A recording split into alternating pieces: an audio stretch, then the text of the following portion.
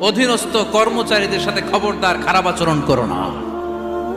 যারা কর্মচারীদের সাথে খারাপ আচরণ করে, যারা মানুষের কাছ থেকে শ্রম নিয়ে কাজ করিয়ে টাকা দেয় না, কিয়ামতের দিন তাদের বিরুদ্ধে মামলা দায়ের করবে কে?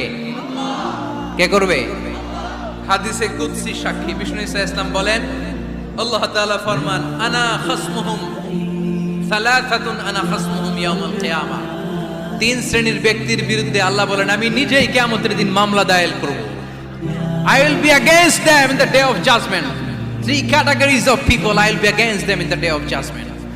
তিন শ্রেণীর লোক কিয়ামতের দিন তারা ছাড় পাবে না।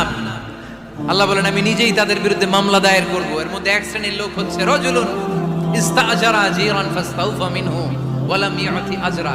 একজন শ্রমিক ভাড়া করে তার কাছ থেকে কাজ নিয়েছে, কিন্তু তার পারিশ্রমিক আদায় করে নাই। এরকম আছে না নাই? দাপট দেখায়। মেহনতি মানুষ, খেটে খাওয়া মানুষ